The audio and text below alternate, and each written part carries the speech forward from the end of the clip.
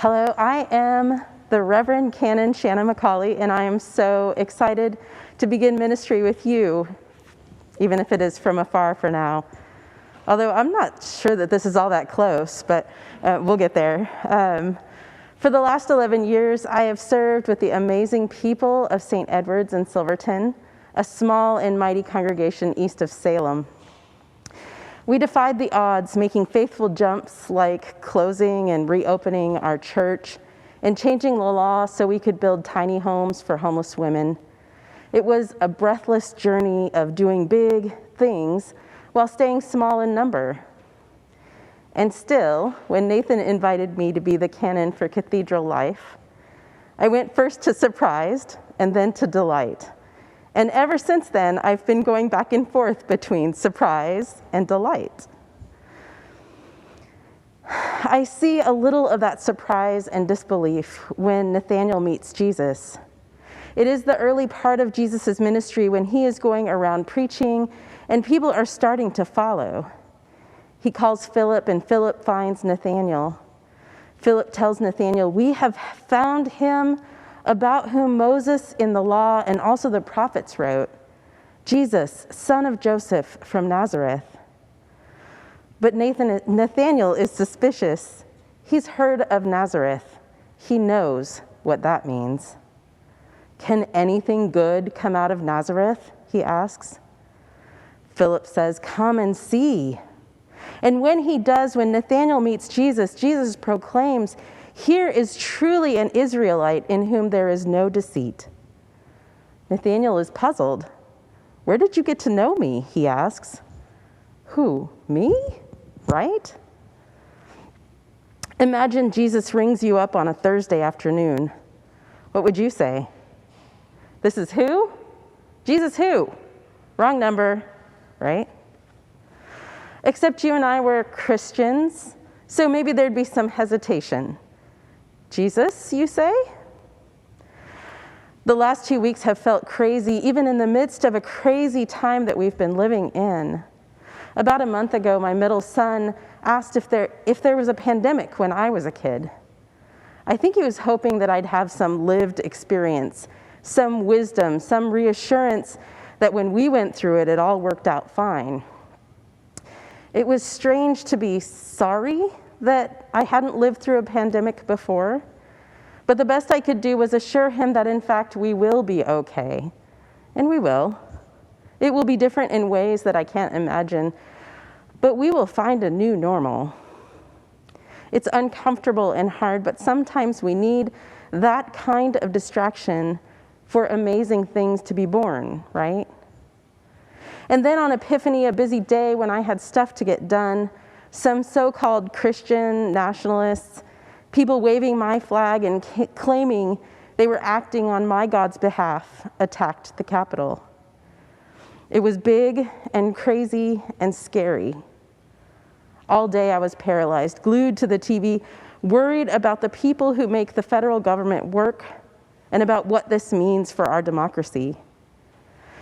This happens in the world all the time. There's always unrest somewhere, but not here, not in the United States, not in my lifetime anyway. Jesus lived in the back then time when narcissist rulers did what they wanted, when they wanted, with little permission or explanation.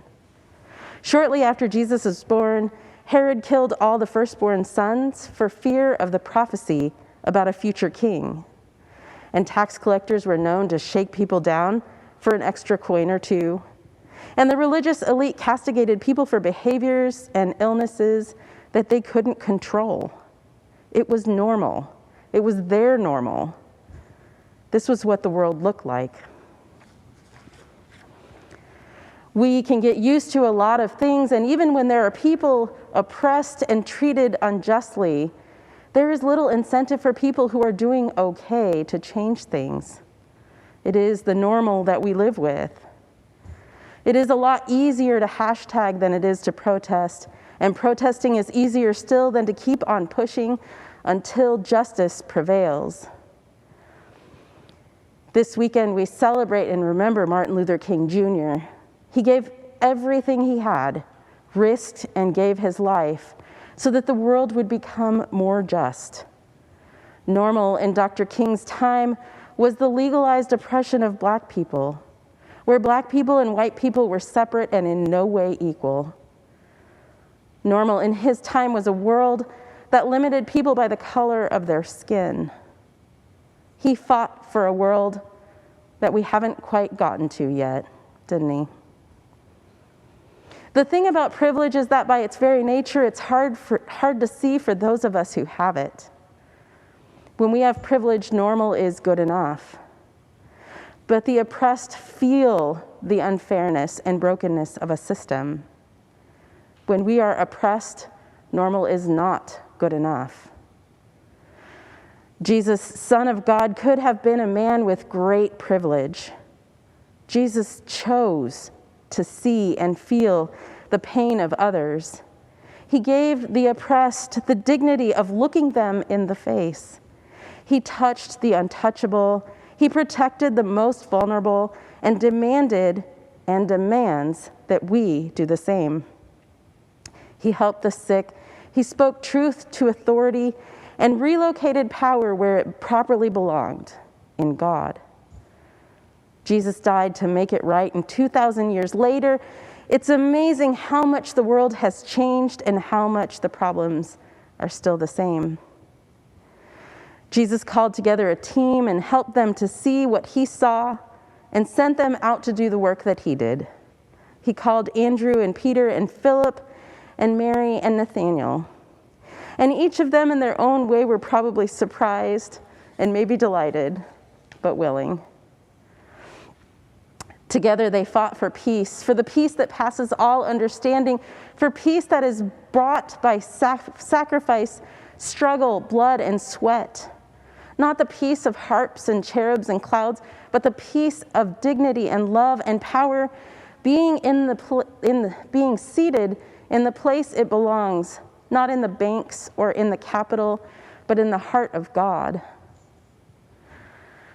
In the last year, we have seen the world gripped by a global pandemic. So many of our routines and daily lives have been upended in an effort to keep people safe. Working and schooling from home, takeout, no gyms or church. Life is so different for so many of us.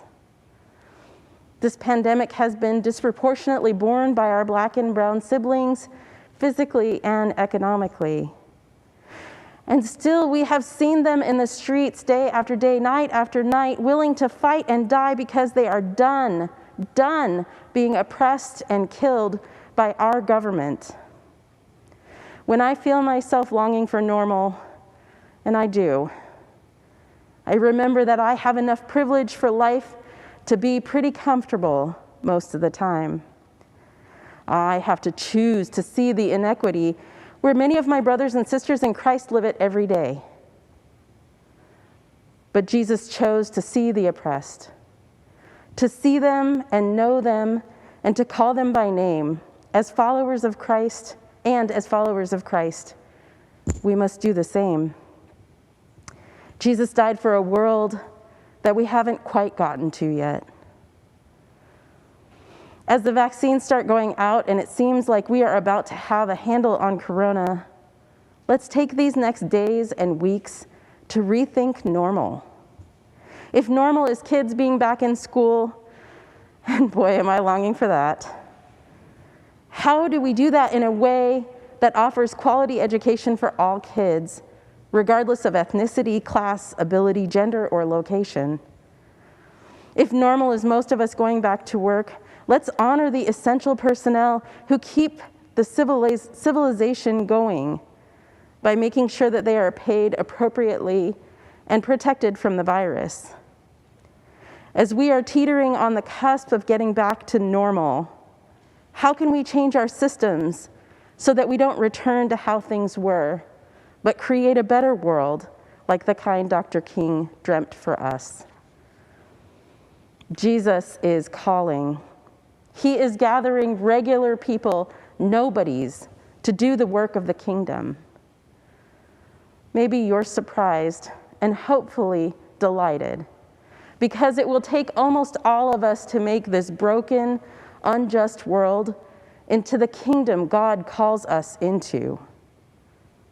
It's hard and will require intention and vision and heavy lifting and means that we will be following a guy who dies unjustly to save us all. Jesus is calling. Jesus is calling you. You. Will you run like Jonah? Will you question like Nathaniel? Will you invite like Philip or proclaim like Mary? Jesus is calling. What do you say?